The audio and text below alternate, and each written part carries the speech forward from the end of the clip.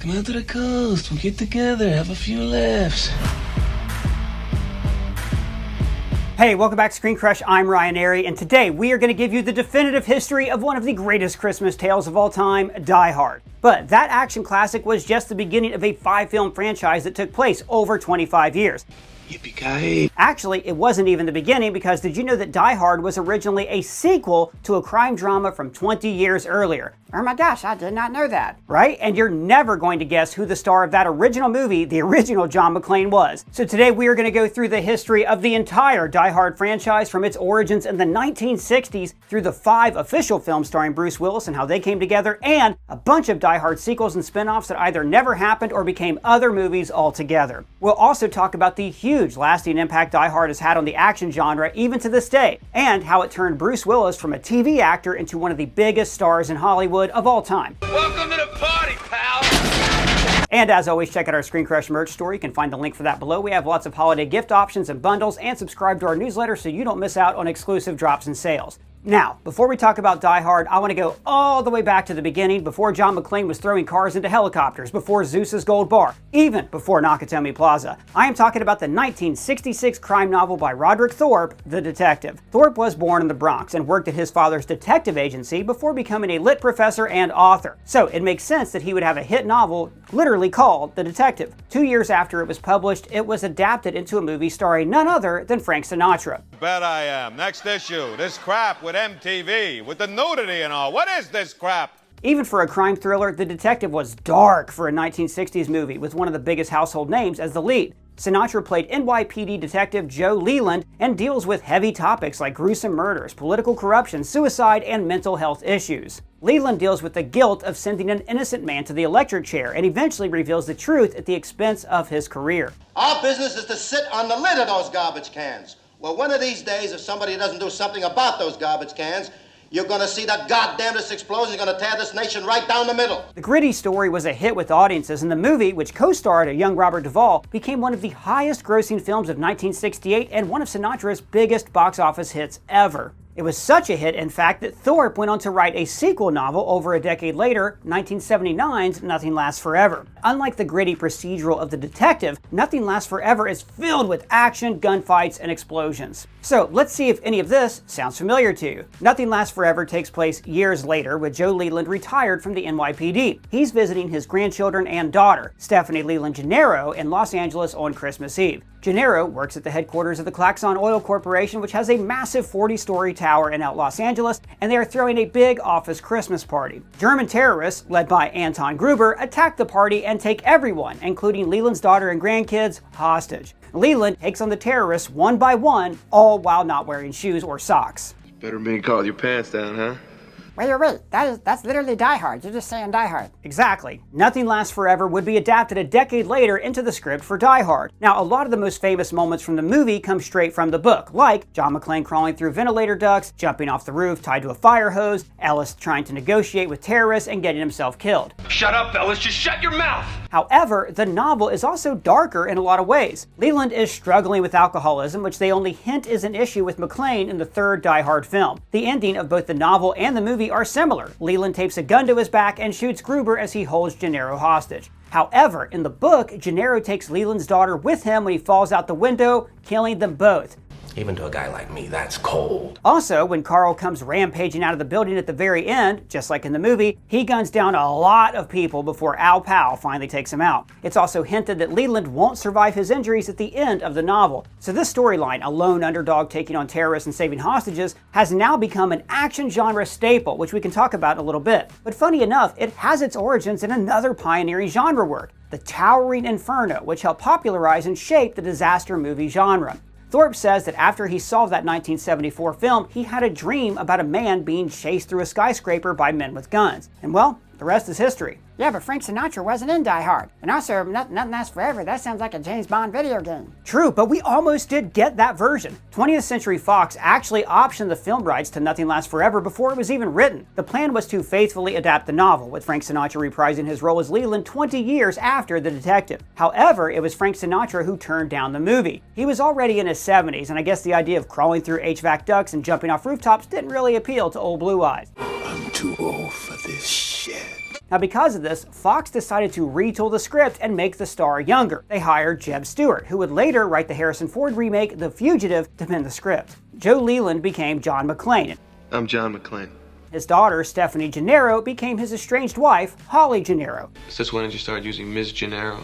See, that part came from Stewart, who nearly had a car accident one day after an argument with his wife. That inspired him to write a scenario where a husband and wife have a big fight, and then a catastrophe happens before they have a chance to make up. Holly McClane is living in LA with a successful job, and she's using her maiden name, Gennaro, while her marriage with John is on the rocks. Her 2 children are living in LA with her, but thankfully they are not at the party and don't become hostages. John McTiernan, who just had a massive hit with the first Predator movie, was tapped to direct this film. Now McTiernan liked the story, but he didn't want it to be a grim, sad affair, which is kind of what the book is, and he insisted that the script be lightened up and made a little bit more fun. This channel is reserved for emergency calls only. No f***ing shit, lady! Do I sound like I'm ordering a pizza? Another change that McTiernan wanted was to change the bad guys from political terrorists to sophisticated thieves posing as terrorists. He also asked the screenwriter to trim the hostage situation from 3 days down to a single night on Christmas Eve. Fox wanted a big star to play John McClane and asked Arnold Schwarzenegger to play him. But Arnie turned down the role because he was looking to do more comedies, which he soon did with Twins and Kindergarten Cop. Then they asked Sylvester Stallone, which made a lot of sense. Not only was he one of the biggest action stars of the decade, but the script, Nothing Lasts Forever, now retitled Die Hard, was literally pitched as Rambo in an office building. Oh, it's dangerous to keep weapons in the home or the workplace. Well, I say, it's better to be hurt by someone you know accidentally than by a stranger on purpose. However, Stallone also turned it down. It seemed like nobody wanted to play John McClane. Eventually, of course, Fox and John McTiernan decided to cast Bruce Willis as John McClane. So, believe it or not, this was seen by many as a risky move because Willis only had one real movie at this point, the Blake Edwards rom-com Blind Date. Willis wasn't a movie star or an action star. He was famous at that point because he co-starred with Sybil Shepherd on a hit TV series called Moonlighting, and was unlike anything else on TV at the time. It was a detective show, but it was also one of the first real dramedies. It even broke the fourth wall a lot of the time. David, do you think he's planning on marrying them both?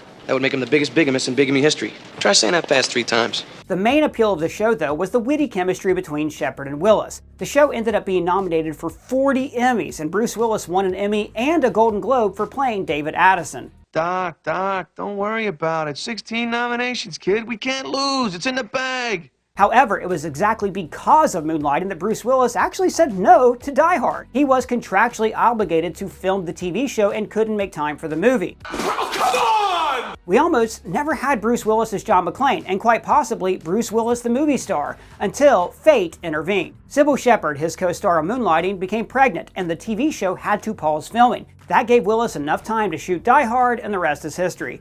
Got invited to the Christmas party by mistake. Who knew?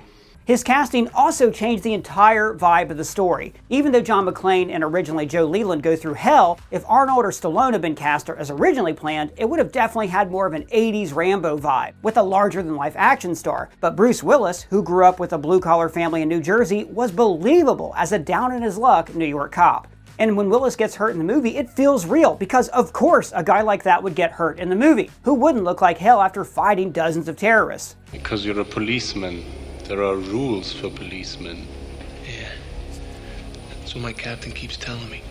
Now, we're going to talk more on Die Hard's impact on the action genre a little bit later, so let's get into the first Die Hard movie. Now, usually it's a cliche to say that a location or a city is a character in a script, but in this case, Nakatomi Plaza really is a character in Die Hard. It's also not a set. That imposing tower has no other skyscraper around it and is in fact a real building. Located at 2121 Avenue of the Stars in Century City, Los Angeles, the 34-story building at the time was known as Fox Plaza. It was partly owned by 20th Century Fox and was in fact kind of intended to be used for filming locations when needed. Now, I say the building's a character in Die Hard because the screenwriter actually looked at the blueprints of Fox Plaza and then incorporated them into the story. Helping the writer and director out was Michael Kamen, the composer who knocked it out of the park when he wrote the intense action score for Die Hard.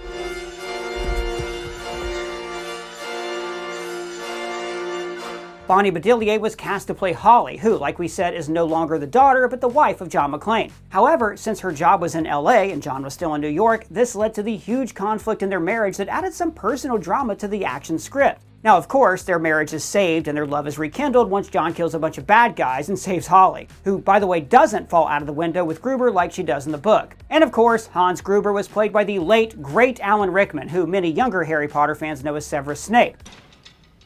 Turn to page 394.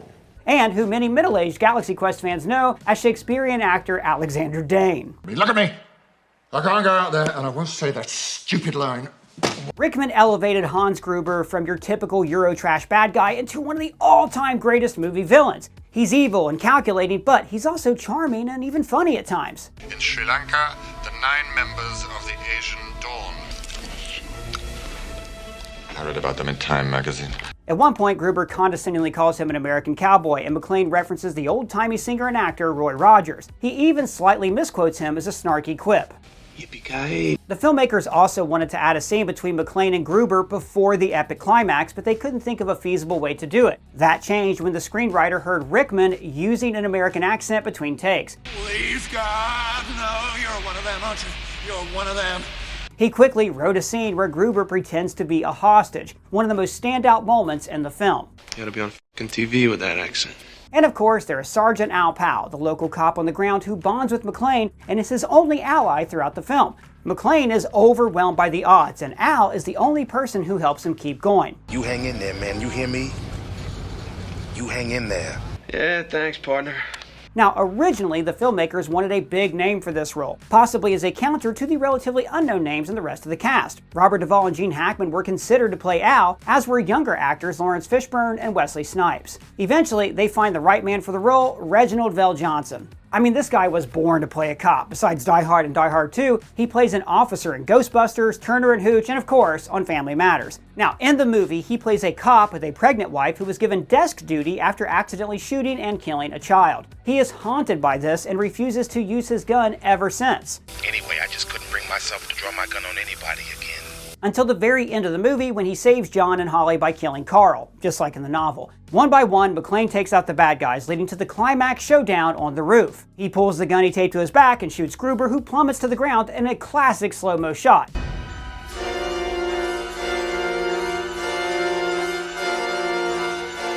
And famously, they really did have a giant airbag beneath Alan Rickman, but they let him go early, so the look on his face is genuine surprise. Happy trails, Hans. Then Al saves them from one final jump scare, and Let It Snow plays as Holly and John get picked up by limo driver Argyle. Let it snow, let it snow, let it snow. Now, Holly's kids are in the story like they are in the novel, though. Thankfully, though, they are at home. There's a small subplot where a sensationalist TV reporter exploits the children for ratings before getting decked out by Holly at the end of the film. But it's also how Gruber discovers that Holly is John McClane's wife. Mrs. McClane. I also bring it up because, as we'll soon see, both Jack and Lucy McClane become a much bigger part of the story in the later Die Hard sequels. John, What? stop it. Oh, don't call me that. I hate it when you call me that. Shut up, John. I swear to God I will put a bullet in you this time. Who do you think you're talking to? So, let's talk about those sequels because, while Die Hard is one of the most famous action movies of all time, it's also one of Hollywood's longest-lasting action franchises too. And get this, the first time they showed audiences the trailer for Die Hard, when they saw Bruce Willis on screen as an action hero, the audience actually laughed. Because they were used to him in comedic roles, they couldn't buy him in an action film. That's why the original posters for Die Hard only featured Nakatomi Plaza and didn't feature Bruce Willis at all. The studio was afraid that they had a huge bomb on their hands. But of course, the exact opposite was true, and Die Hard was a massive hit. I mean, Die Hard isn't like one of those movies that bombed hard at the box office before eventually becoming a cult classic. Now, it is a little surprising that it was never #1 at the box office, but that was more common back when movies would stay in theaters for weeks, if not for months. It was released in July 1988, and it came in third that year to Who Framed Roger Rabbit and Coming to America. But it stayed in the top 5 for 10 straight weeks, and it was the 7th highest grossing movie of 1988. So if you're wondering what the #1 highest grossing movie of 1988 was, it was Rain Man. Yeah, typical. Yet another comic book movie dominating the box office. No, Rain Man's not, you know what, don't worry about it. But anyways, even without reaching #1, Die Hard made a lot more than its $35 million budget and was popular enough to get a sequel, 1990's Die Hard 2, Die Harder. Now, like the first film, Die Hard 2 is adapted from a novel. However, that novel is not a sequel to Roderick Thorpe's The Detective or Nothing Lasts Forever. Thorpe lived into the late 90s and had other works adapted into movies, but for whatever reason, even after Die Hard's success, he never wrote wrote a third Joe Leland novel. Instead, producers Joel Silver and Lawrence Gordon, who produced a ton of other action movies, by the way, like Commando, Lethal Weapon, Predator, Roadhouse, and The Matrix, just to name a few, they decided to adapt an airport novel. Oh yeah, you mean like one of those novels you buy at an airport just before a flight so you have a fun quick read, like something by Tessa Bailey? No, I mean it literally takes place in an airport. Anyways, that novel is 58 Minutes by Walter Wager, and it is about a cop, not John McClane, but an original character, trying to stop terrorists who have taken an airport hostage. It's the middle of a blizzard, and with the terrorists in control of the runway lights and all the radio communication, the planes filled with Christmas travelers are unable to land, and in effect, they're also held hostage. After that, those planes low on fuel aren't going to be circling. They're going to be dropping on the White House lawn. Yep, and Die Hard 2 is one of those sequels. You know, the type that are literally just copies of the first film, beat for beat. In fact, it's kind of the platonic ideal example of that type of sequel. It literally is just Die Harder. I spent Christmas last year. John is a cop in over his head, saving his wife and other hostages from terrorists in a closed-off location. In this case, an airport instead of an office building. He's crawling through tunnels, blowing stuff up, and stealing bad guys' radios and machine guns. The movie even brings back William Atherton as Dick Thornburg, who now has a restraining order against Holly after she socked him in the jaw. Instead of Dwayne Robinson as the belligerent authority figure who doesn't want to deal with McClane, we have Fred Thompson, a lawyer turned actor who, after Die Hard 2, became a Republican senator and eventual presidential nominee. The actual bad guy is a distinguished American colonel named William Stewart, who has allied himself with the corrupt Central American military leader. Remember, this came out right after the Iran-Contra scandal. Stewart is played by William Sadler, who's appeared in several Stephen King adaptations, as well as Bill and Ted sequels as the Grim Reaper. You might be a king or a little street sweeper, but sooner or later you dance with the Reaper. These bad guys turn out to be way more dangerous than Hans Gruber. At one point, to show they're serious, they crash an entire plane into the ground, killing all passengers aboard, including pilot Cole Meany. Man, that guy can just not catch a break. The guards didn't care much whether I lived or died. Sometimes they wouldn't deliver food for days, weeks even. Now, originally, the studio thought they'd lose the audience by McClane letting so many people die, so they forced the filmmakers to reshoot the scene with an empty cargo plane. However, test screenings showed that the audience preferred the original, and that it upped the stakes for McClane by having him suffer such a defeat. He'd have to fight and die harder to save his wife. At one point, he's cornered in the cockpit of a plane, and the terrorists throw a bunch of hand grenades at him. He manages to eject out of the plane, but the ensuing explosion was the largest practical effect explosion ever created for a film up until that point.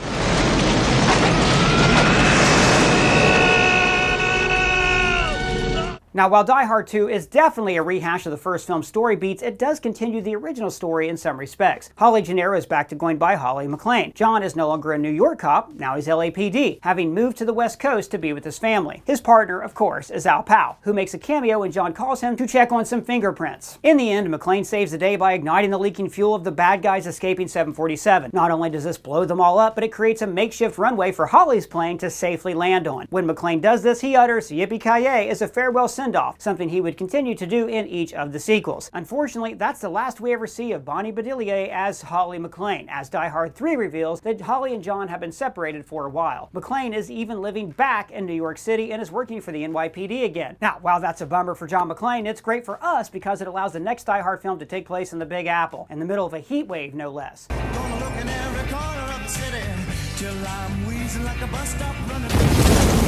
Finally, a Die Hard that doesn't take place at Christmas. Although it's kind of like Christmas, at least according to the most New York kid ever. It's Christmas! You could steal City Hall! Die Hard 3, which came out in 1995 and is actually called Die Hard with a Vengeance, loses the returning cast members from the first two films, but it's also the return of original Die Hard director John McTiernan. Joel Silver was no longer producing the series, and while Bruce Willis isn't credited as a producer for this movie, or, for most of his films, he had enough star power to have a say in the direction of the franchise. Many of the scripts pitched for Die Hard with a Vengeance were the same old terrorist takeover location plot, with McClane once again stepping in to save the day. Willis, on the other hand, didn't want Die Hard 3 to be as repetitive as Die Hard 2, so he kept rejecting those pitches. That included a script written by Apocalypse Now writer John Milius that took place in the jungle. Another was a script called Troubleshooter about terrorists taking over a Caribbean cruise. After Willis rejected it, it was adapted into the sequel of a different action film and became Speed 2 Cruise Control. Eventually, the movie adapted a script written by up-and-comer Jonathan Hensley, who would go on to write Jumanji and Armageddon, and direct Marvel's Punisher movie starring Tom Jane. Now that spec script was called Simon Says and was about a mad bomber playing riddles and mind games with police. Simon says A or I'll blow up B. Fox bought the script intending it to be an action vehicle for Brandon Lee, the son of Bruce Lee, who was tragically killed while filming The Crow. The script was then adapted to be a sequel to Lethal Weapon, that other Joel Silver 80s action Christmas movie. Now eventually though, it became Die Hard with a Vengeance. The hero was changed to John McClane, and the villain Simon was changed to Hans Gruber's brother, Simon Peter Gruber. Simon is played by Jeremy Irons, who gives the character the same smarmy class that Alan Rickman gave Hans. Now at first, it seems like Gruber is seeking revenge on McClane for Hans's death, but it turns out this was just a clever distraction for his real plot to steal all of the gold kept in Lower Manhattan's Federal Reserve. Although the revenge part wasn't fake either. Didn't I hear you say you don't even like your brother?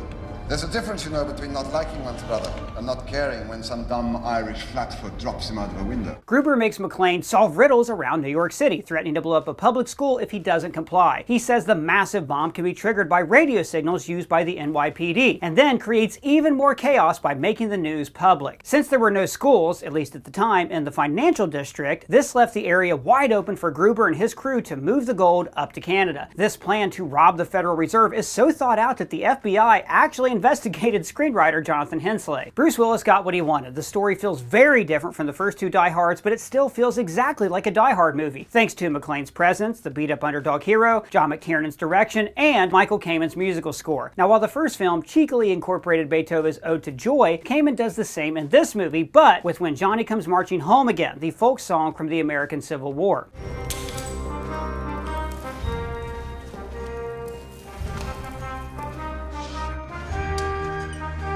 The snare drum march of that song starts playing as the heist begins, and the introduction of the tune kind of delineates the two distinct halves of the film. The first half is the fun riddle part where McClane solves puzzles. Just one guy. The answer's one. One guy. How do you dial 1? 555-0001. 001. The second half of the film is the heist and tracking down Gruber and the gold. McClane starts Die Hard with a Vengeance at his absolute lowest. He seems to be an alcoholic and is actually suspended from the force at the beginning of the film. Now, throughout the entire story of Die Hard 3, which takes place over the course of a single day, just like the first two, McClane has a hangover and a killer headache and is constantly seeking out aspirin. You are about to have a very bad day.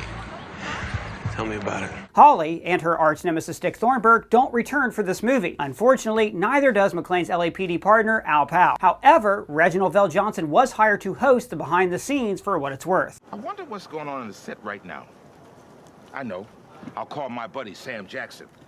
He plays Zeus. That's right, Samuel L. Jackson co-stars in this film as an innocent bystander who gets caught up in McClane's situation. His name is Zeus. Why you keep calling me Jesus? I look Puerto Rican to you. Now, originally, Lawrence Fishburne was negotiating to play Zeus, but he played hardball with the salary. Ironically, he also turned down the role of Jules in Pulp Fiction. When one of the producers of Die Hard 3 went to the Pulp Fiction premiere to support Bruce Willis, they offered Jackson the part instead. Fishburne sued and ended up getting nearly $1 million since they rescinded their offer. With Sam Jackson, McClane finally has an ally who is actually side by side with him for most of the film, which gives the character more to bounce off of. Their chemistry is a big part of why this film worked so well. Are you aiming for these people? No. Maybe that mine. The film ends when Gruber blows up the gold as part of a political statement. However, just like his brother, Gruber wasn't really a political terrorist, but just wanted to get rich. He swapped out the gold at the last minute, which was worth even more since the world thought it was gone. However, McClane tracks him down to the Canadian border later that night from an aspirin bottle that Gruber gave him. Simon tries to escape in a helicopter, but McClane shoots him down and utters his yippee-ki-yay catchphrase. Yippee-ki-yay, motherfucker. The movie then ends with Zeus convincing John to try to make amends with Holly. Very stubborn woman.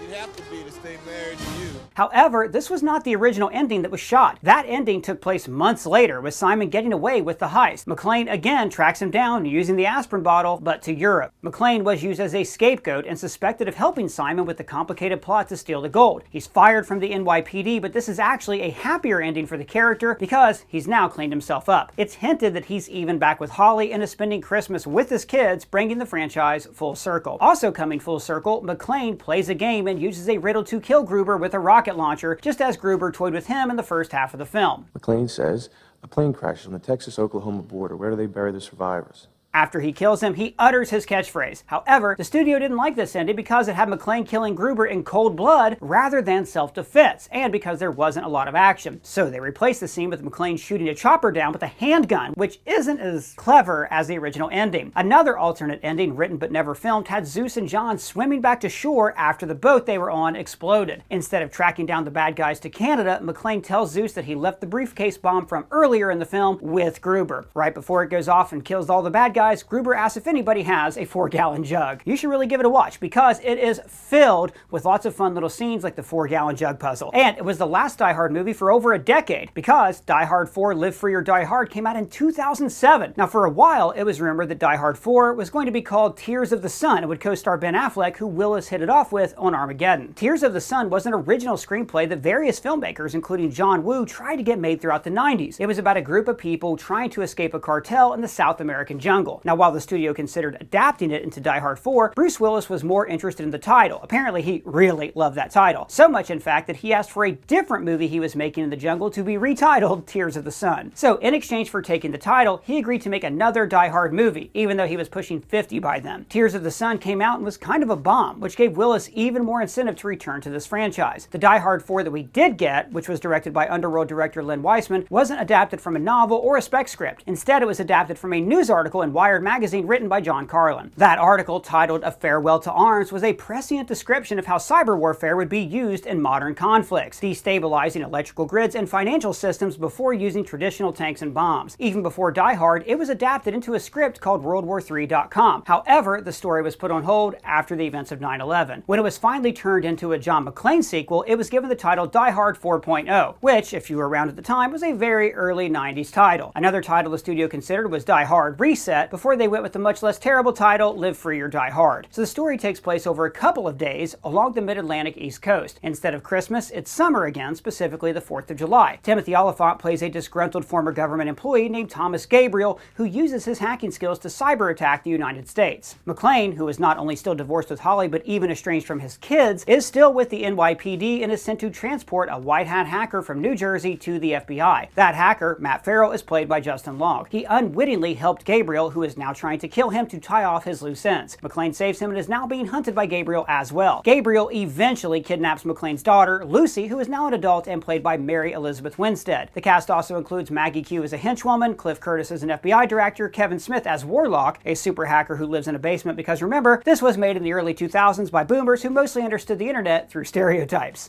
Why'd you bring a cop into my command center? Command center.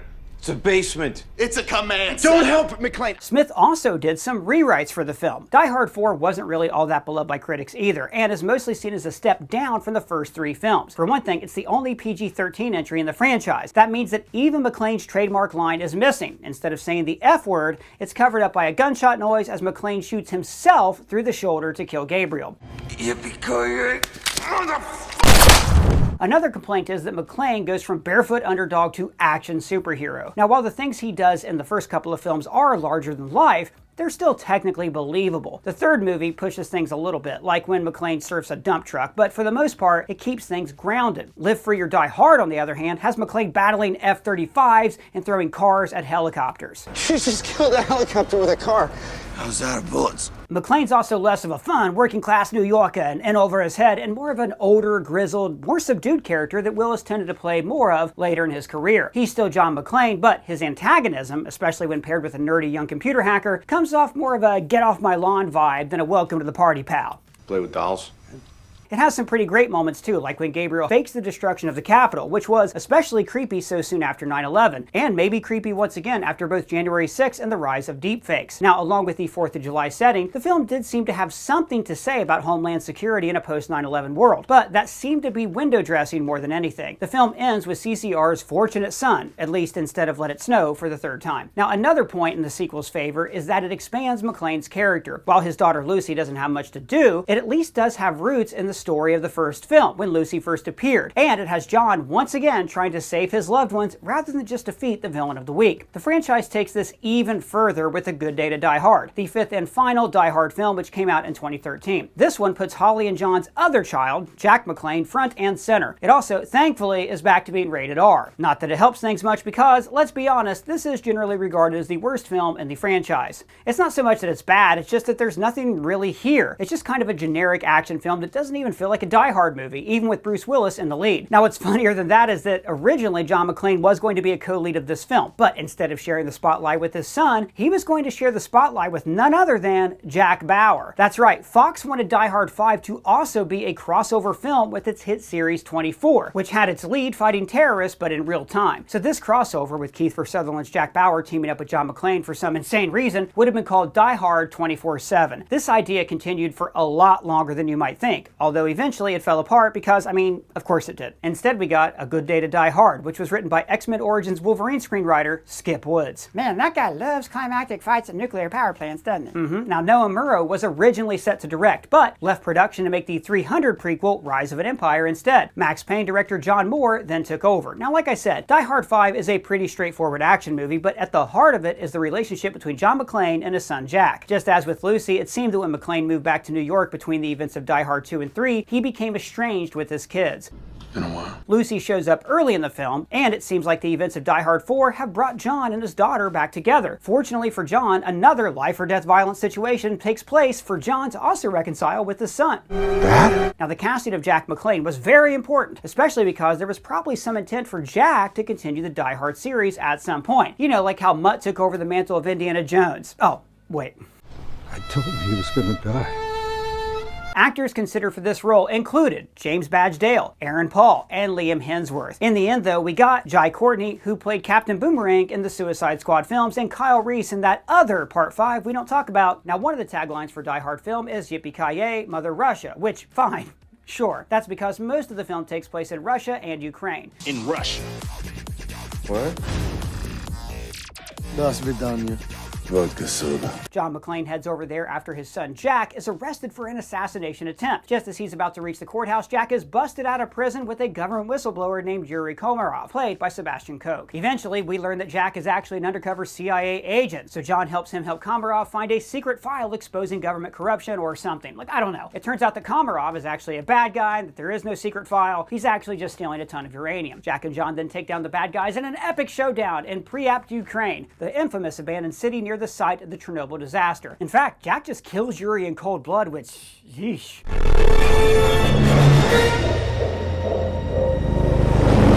Once again, by shooting a bunch of terrorists, John earns the forgiveness of one of his kids. It's a shame, because the idea of an older McClane teaming up with his son isn't a bad idea. Now, just as with his estranged relationship with Holly, these emotional stakes can give weight to the action that we're really here to see, and it makes everything hit harder. Unfortunately, the movie just isn't very good, and for the most part, the action sequences are uninspired. Mostly, it's just Jack and John shooting hired goons. Hired goons. Hired goons? There's a moment before they know Yuri is the villain that John and Yuri share as they talk about fatherhood. There's a couple of decent action sequences early on in the film, like when John plows his way through Moscow traffic to rescue his son. And in the end, though, it's kind of a bummer that this is how the Die Hard franchise goes out. So this is how Liberty dies. Now, while the final film of the series is a dud, I will say this. At least the very end is a sweet moment. Jack and John make it out alive, and the final scene of the film has the two of them reuniting with Lucy and McClane. The final shot of the film is a freeze frame of them walking into the sunset, smiling and happy. It's cheesy as hell, but it's very sweet and not at all cynical. In the end, the franchise has come full circle. John McClane flew out to LA to be with his family. Holly is out of the picture. You know, sometimes marriages don't work out no matter how hard you want them to. But he and his children, those same little kids he flew to LA to see, are together at the end. Maybe they'll even spend Christmas together. Now that's how the series wraps up, but it was originally meant to keep going. A Good Day to Die Hard did not smash any box office records, but it did reasonably well for an R-rated movie, especially overseas. Unfortunately, Bruce Willis is now retired from acting as he deals with frontotemporal degeneration. None of it stopped me because I am still Bruce Willis. Now, before that diagnosis, he had been working on a 6th Die Hard film that was intended to be the final chapter in the series. Inexplicably, there was no plan to call the film Die Hardest, which, you know what, it's right there. Instead, the plan was to simply call it McClane, or perhaps John McClane. You know, with the more grounded sequels like Rocky Balboa, Rambo, or Logan do when a franchise loses its way. Jeez, Wolverine, seeing you like this just breaks my damn heart. Another possible title was Die Hard Year 1 because the plan was to adapt a comic series of the same name for the 6th and final film. The idea was to be both a sequel and a prequel, jumping back and forth between John McClane at the end of his career and when he was a rookie in the 70s. Are you who I think you are? Willis said a younger actor would play McClane, but I wouldn't be surprised if they tried de-aging technology like in Dial of Destiny or Pirates of the Caribbean 5. Since the film didn't get too far into pre-production, the story could have gone in a number of different directions. But here's some of the ideas they had. Instead of Christmas, the flashbacks would take place on New Year's Eve, 1979. Young Holly would be there too, either married to John or possibly as Holly Gennaro. There were also plans to have Holly in the present-day scenes as well. Another possible title for the film was Old Habits Die Hard, with the story also adapting the novel's Old Habits, which isn't a Die Hard story, but features a New York cop in the 70s. It may have also adapted an original screenplay called Big in Japan and have scenes set in Japan. So this Die Hard in Japan concept was also pitched as a possible FX series at one point. In Die Hard 6, it would have also included Nakatomi, not the actual building, but the guy that Nakatomi Plaza is named after. The office building may have been included in the present-day scenes, with McClane attending an anniversary ceremony. The doors would have been open for cameos, with characters like Zeus Carver showing up to celebrate John. McClane may or may not have died at the end of this one, putting a final period on the franchise. Unfortunately, we'll never know because obviously Die Hard 6 is not going to happen, at least not with Bruce Willis. The film was actually canceled before Willis retired from acting, but instead was one of the many victims of Disney's acquisition of 20th Century Fox.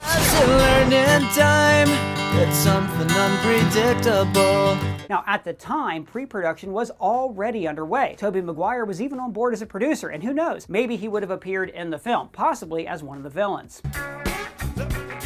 If you want some idea of what Die Hard 6 would have been like, there is the Die Hard Year 1 comic book limited series. 8 issues were released from 2009 to 2010, telling the story of rookie John McClane during the country's 1976 bicentennial celebration. New York was especially crime-ridden at the time, and it was also the summer of Sam. Now, if these stories leave you wanting for a true Die Hard finale, another movie you can watch is 16 Blocks, which came out in 2006. It is not a Die Hard movie, but it stars Bruce Willis as a different NYPD cop. He's older and out of shape and charged with escorting a witness, played by Mos Def, 16 blocks from jail to the courthouse. He's going to testify against corrupt police officers who try very hard to kill him along the way. A lot of people like to call this a spiritual sequel to Die Hard since it has Willis in over his head as an alcoholic New York cop. It's much more grounded than the sequels and even the first film, and it could serve as a fitting end for the character. Fittingly though, it was the final film of director Richard Donner, whose legendary career included Superman the Movie, The Goonies, and all 4 Lethal Weapons, and of course, the made-for-TV film Sarah T. Portrait of a Teenage Alcoholic. One big difference between 16 Blocks and Die Hard, however, is that Willis's character, Jack Mosley, is one of the corrupt cops that's about to be exposed. That makes his dedication to protecting Mos Def even more heroic. But the idea that John McClane would ever be corrupt is just too much to swallow. The movie is definitely worth a watch, though. ACAB does not include John McClane. Now, another movie to note is Ricochet, which shares a screenwriter with Die Hard and stars Denzel Washington as an LA cop turned DA. It's not a spiritual sequel, but it does technically take place in the same cinematic universe as the Die Hard films. That's because Mary Ellen Trainor reprises her role as news anchor Gail Wallens, who we see in the first Die Hard. Talbot Blake,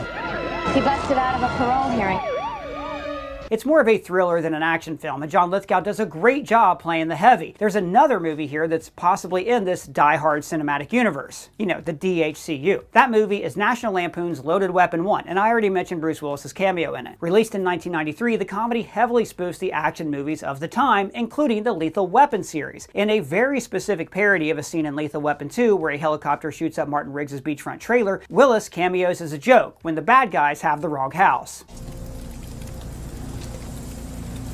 What the hell are you doing? Now, while it's unclear if he's playing himself or another character, you could say that he's playing John McClane here since he's wearing McClane's trademark bloody torn A shirt. Maybe that was his bachelor pad right after Holly kicked him out of the house in LA. After all, the movie did come out between Die Hard 2 and Die Hard 3. If it makes you happy to imagine that that's McClane, why not? Another connection to the DHCU is the TV series Chuck, starring Zachary Levi. In a 2008 Christmas episode, Reginald VelJohnson reprises his role yet again as Al Powell, who is cousins with the store manager Big Mike.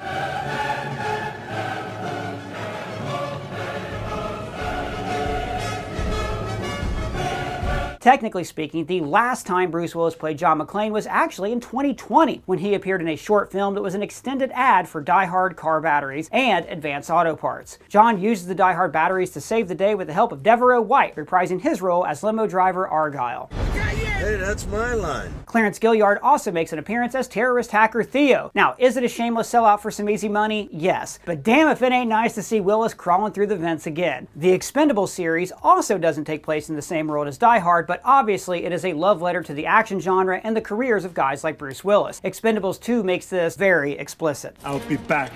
You've been back enough. I'll be back. Yippee-ki-yay. Now, if you're still craving more Die Hard content after watching all of these, there's also several video games you can play. 1990's Die Hard is an adaptation of the first movie, as is Die Hard Nakatomi Plaza, a first-person shooter released for PC in 2002. How do you do? Hi, I'm looking for Holly Gennaro. Ah, you must be John McClane.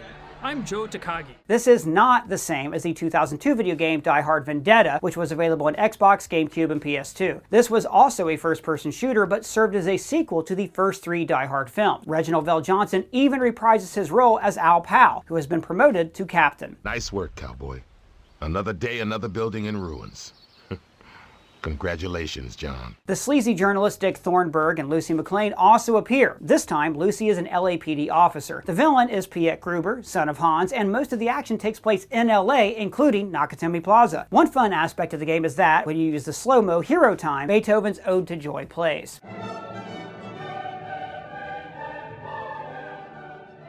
It's giving Peggle. Ironically, the game originally started out as a Speed 2 cruise control tie-in. Remember that Speed 2 was originally conceived as a Die Hard sequel. Now, when that movie bombed, that game was adapted into Die Hard 64, but eventually was released on the next generation of consoles. Another sequel video game is Die Hard Trilogy 2, Viva Las Vegas, which came out in 2002, implying that his phone call with Holly at the end of Die Hard with a Vengeance didn't lead to a reconciliation. McClane heads to Vegas to fight terrorists, and admittedly, Vegas would have been a really cool location for a Die Hard sequel. So the game is a sequel to the Die Hard trilogy, which adapts the first 3 movies. Interestingly, each movie gets its own playstyle, which is a nice touch. One game you may have played is Die Hard Arcade, a beat-em-up that has John McClane trying to save the president's daughter. Instead of elite European terrorists, McClane fights a biker named Hog, a Mexican wrestler, a sumo wrestler, an army general named Mr. Tubbs, and spider robots that shoot freaking lasers. The game is also known as Dynamite Deca in Japan, with the IP changed to generic characters, similar to how Mario 2 is a reskin of Doki Doki Panic. That game had a sequel, Dynamite Cop. John McClane isn't in that game, but the hero, Bruno Dellinger, looks suspiciously like Bruce Willis. Also, Bruno is the nickname of Bruce Willis. He even released a music album called The Return of Bruno. Oh, yes, it's fun time.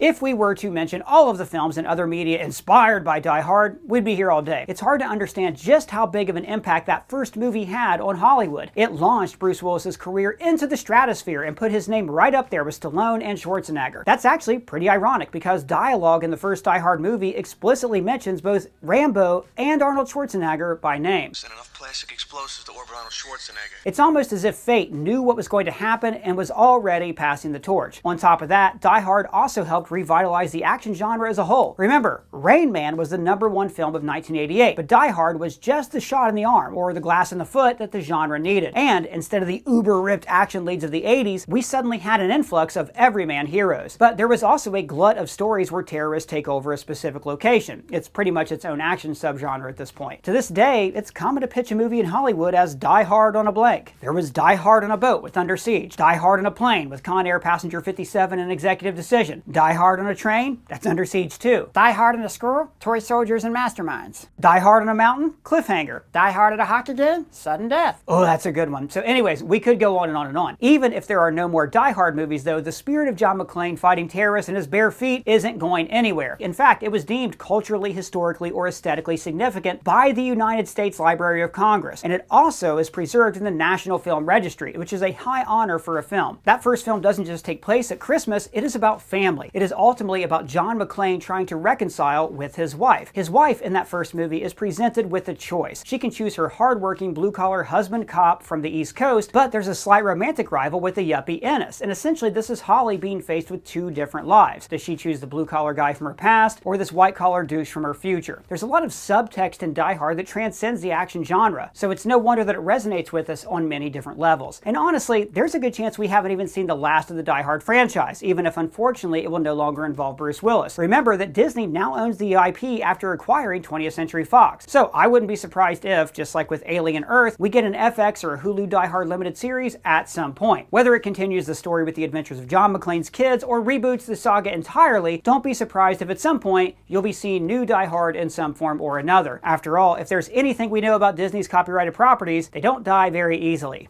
They die hard. Yippee-ki-yay, motherfucker.